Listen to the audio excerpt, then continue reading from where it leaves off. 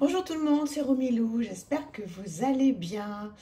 Donc aujourd'hui on va faire une petite pause sur ma collection de tarot et oracles qu'on va reprendre demain. Mais en attendant, donc pour aujourd'hui je voulais revenir sur le sujet donc de la dépendance affective. Vous savez que c'est un sujet qui me tient particulièrement à cœur. Et je voulais continuer et vous parler pendant quelques petites minutes. Je vais toujours prendre ceci, c'est toujours plus agréable quand on parle. Vous parlez donc de cet attachement que l'on a qui est forcément excessif quand on est dépendant affectif. Et il y a plusieurs petites choses sur lesquelles je pense qu'il faut être un petit peu vigilant. Je ne sais pas comment c'est pour vous, hein, si vous êtes dans ce cas-là, mais en fait, quand on est dépendant affectif, il y a cette histoire, donc, comme je disais, d'attachement, où en fait, on a l'impression de se préoccuper et de s'inquiéter à l'excès, en fait, d'un problème ou d'une personne. Et en fait, c'est une énergie qui est... c'est l'énergie mentale, en fait, vous voyez, qui s'attache. Il y a aussi le fait qu'on se retrouve obsédé. C'est le mot obsédé par les gens et les problèmes qui nous entourent. On multiplie en fait les tentatives pour dominer les uns et les autres. Ça, c'est tout ce qui concerne en fait l'énergie mentale, mais aussi physique et affective, qui est en fait complètement centrée sur cet objet d'obsession. Et puis souvent, on a tendance aussi à réagir en fonction de l'environnement, au lieu d'agir de son plein gré. Et c'est dans ces cas-là qu'effectivement l'énergie mentale, physique, affective est beaucoup trop attachée. Et c'est là qu'on devient effectivement, affectivement dépendant des gens qui nous entourent. Et là pour le coup, on est vraiment attaché. Et parfois même, on peut devenir un garde-malade. On peut être une personne qui vole à la rescousse des autres, qui leur donne la possibilité d'agir. En fait, on s'attache solidement aux besoins qu'ils ont de nous. Et en fait, je pense que tant qu'on consacre toute son énergie aux autres et à leurs problèmes, eh bien, on n'a plus les moyens d'essayer de vivre sa propre vie.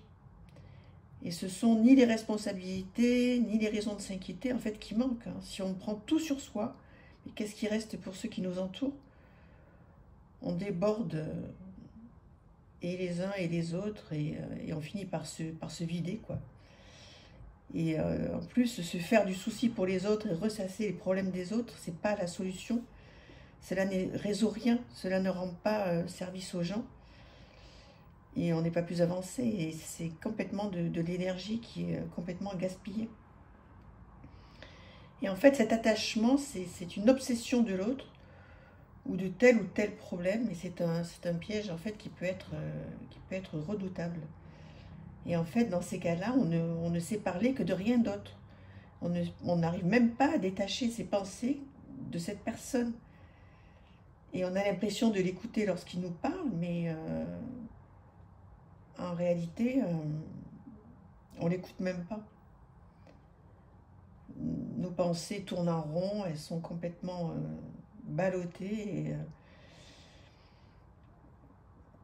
enfin, c'est une infinie obsession, quoi, en fait. Donc on est obnubilé. Et quoi que l'on puisse nous dire, ou quoi que l'on puisse faire, on reporte tout à cet objet d'obsession. On répète sans cesse les mêmes choses, en présentant les choses peut-être des fois de manière un petit peu différente, parce qu'aux mêmes causes, les mêmes effets, mais en fait on est dans un schéma de répétition et d'obsession.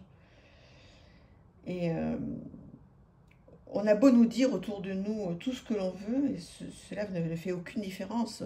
Sur le coup, on se dit, oui, effectivement, j'ai un attachement qui est au-delà de la norme. Et je suis dépendant affectif, mais on n'arrive pas souvent à s'en défaire, quoi. Et même si on nous dit, donc, effectivement, de cesser, ben, ça ne sert à rien, quoi. On n'est pas capable, on n'arrive pas. On n'arrive pas à s'en détacher. Et donc, c'est là que le vrai problème arrive. C'est que quand on arrive à avoir et à prendre conscience de cette obsession,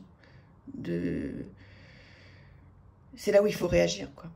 C'est là où il faut réagir parce qu'on n'est que l'ombre de nous-mêmes et qu'on n'est plus capable de réfléchir par nous-mêmes.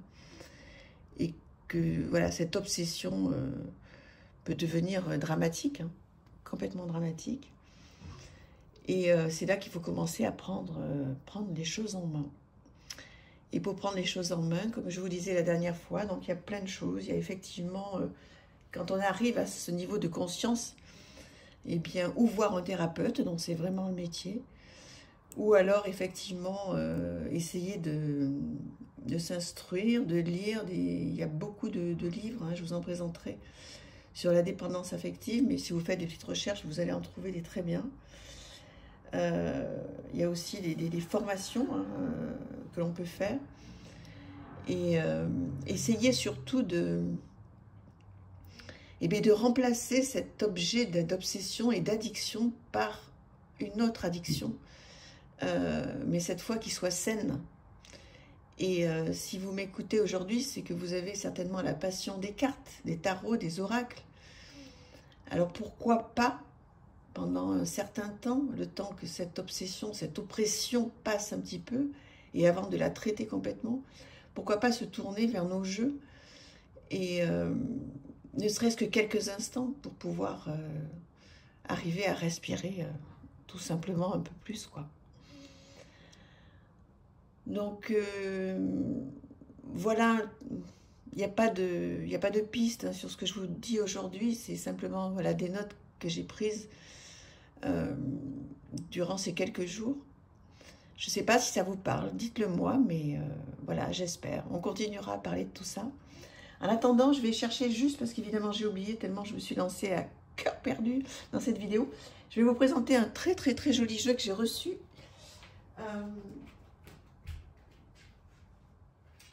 C'est un jeu que j'ai reçu cette semaine, que j'avais commandé il y a longtemps, qui est le jeu de Claudia Reynaud, illustré par Élise Elfé, La voix du féminin sacré. Donc ce jeu est effectivement arrivé en retard, mais c'est vraiment pas du tout la faute de Claudia Reynaud. Au contraire, elle s'est tellement excusée de ce retard, donc il n'y a aucun problème. Je pense qu'au niveau des expéditeurs, je ne sais pas ce qui s'est passé, des impressions, etc. Ça a été long, mais bon, ça valait vraiment le coup d'attendre.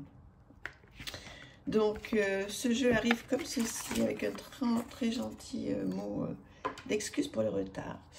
Des cartes comme ceci, glossy, magnifique. Un guidebook très beau aussi. Voilà, avec un sommaire, une explication sur le féminin sacré, comment utiliser cet oracle, des tirages, et donc de manière assez classique, les numéros des cartes avec les pages correspondantes. Ensuite, vous avez une playlist d'exercices et l'EFT ou le tapping que vous connaissez certainement, qui est vraiment une méthode super. Donc l'introduction comme ça, féminin sacré, comment utiliser cet oracle de manière, voilà, c'est assez classique. Donc vous voyez qu'il y a pas mal de choses. On peut l'utiliser avec l'animal, avec les chakras, les mantras, le message, les mots-clés, les exercices, les prières. Donc il est très complet, on peut faire beaucoup de choses. Donc des propositions de tirage. Et voilà comment ça se présente. Donc la mignonnette en couleur, le nom de la carte, l'archange qui s'y rapporte, donc la pierre, l'animal, le chakra. Et vous avez donc tout ceci pour pouvoir travailler. C'est magnifique. Et puis alors les illustrations d'Élise. Voilà, une petite prière de protection. Et comme ça pour tout le guidebook. Magnifique. Donc, Claudia Reynaud, la voici, vous la connaissez certainement. Si vous voulez la suivre, n'hésitez pas. Vous pouvez encore acheter son jeu, hein. Je pense qu'il est encore complètement à votre disposition. Et en plus, j'ai pas du tout souvenir, ça c'est Élise, de l'avoir payé cher. Je crois qu'il est tout à fait à un prix correct. Alors, on démarre les illustrations. Voilà, donc il y a des photomontages, hein, et puis aussi donc des illustrations donc, de Élise. Magnifique. Élise qui avait déjà travaillé avec Valérie Mariotte sur La Voix d'Akasha. Et donc est une illustratrice merveilleuse. Après, là aussi, effectivement, il faut aimer ce style d'illustration, hein, puisqu'effectivement, c'est un petit peu différent de ce qu'on voit d'habitude. Mais voilà, je trouve que ce jeu est magnifique. Je l'ai reçu il y a 3 jours. Et voilà, ça fait partie de mes gros coups de cœur. Quand je l'avais vu passer, je l'avais tout de suite précommandé. Donc voilà, est-ce que vous connaissez ce jeu? Est-ce que vous l'avez vu passer? Moi, je ne l'ai pas vu, pas beaucoup vu, mais il faut dire qu'il vient juste d'arriver, hein. Donc je pense qu'on va le voir dans les jours à venir.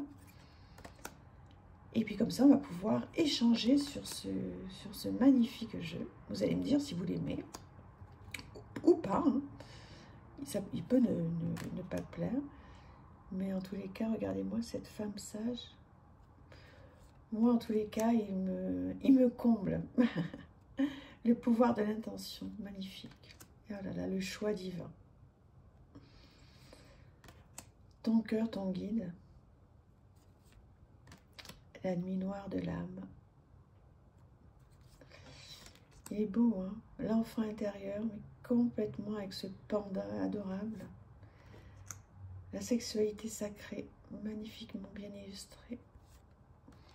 La magie de la vie, oh, mais complètement. Quand je fais des méditations, c'est vraiment par ce genre de chemin que je passe. Vous voyez, ce genre de forêt comme ça. Après, j'arrive sur une prairie où il y a ma petite maison en bois, un petit lac. Et quand je médite, en fait, je reviens toujours au même endroit. Donc cet endroit qui est à moi, voilà, maintenant vous le connaissez. Je l'ai partagé. Le pardon sacré. Trop beau. Ton corps, ton allié. On va regarder un petit peu dans le guidebook ce qui se dit sur une carte. On va en prendre une pour que vous ayez un petit peu l'idée. La sororité, le rayonnement intérieur, la renaissance spirituelle et la protection divine. C'est beau, hein? Allez, on en prend une au hasard. Hop! Waouh! L'abondance créative. 21. Alors, qu'est-ce qu'elle nous dit, cette carte? On y arrive, on y arrive. 21. L'abondance créative. Alors, l'archange Barakiel, le cristal Pyrrhique, le pan et le chakra sacré. L'amour, la richesse, l'abondance et le bonheur sont déjà en moi. Ils font partie de moi et je peux me connecter à cette vibration à tout moment. Ton cœur est une source intarissable d'amour. Ta véritable abondance créatrice se trouve à l'intérieur de toi. Plus tu aimes, plus tu pardonnes, plus tu te rapproches de ton âme et de ta véritable nature. Celle qui te permettra de saisir le sens de la vie, de la création et de l'univers tout entier. Plus tu te sentiras abondante et ta créativité sera incommensurable. Ton pouvoir créateur te permet à chaque instant de manifester dans ta réalité l'abondance ou le manque.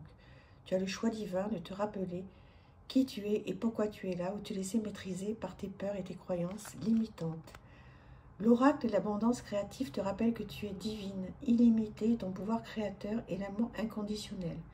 Tu peux entrer en contact avec l'abondance à tout moment, puisqu'elle fait partie de toi. L'abondance est inséparable de ton état de connexion avec l'être. Je vous laisse lire le reste. C'est le petit mot sur la vibration, celle que tu partages avec l'univers, née dans tes pensées, et se manifeste dans la matière, par tes convictions et tes comportements. Mais c'est tellement vrai. C'est tellement vrai. Voilà, je vous laisse lire la suite.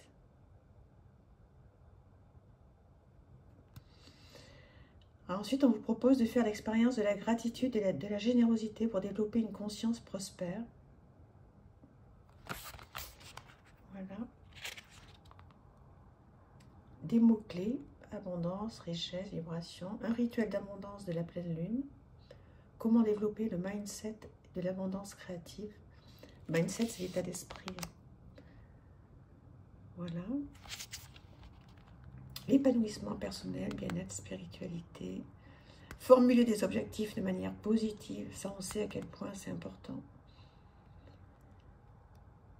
La visualisation et une prière de rayonnement auprès de l'archange Barakiel. Vous pouvez faire des petites recherches sur cet archange.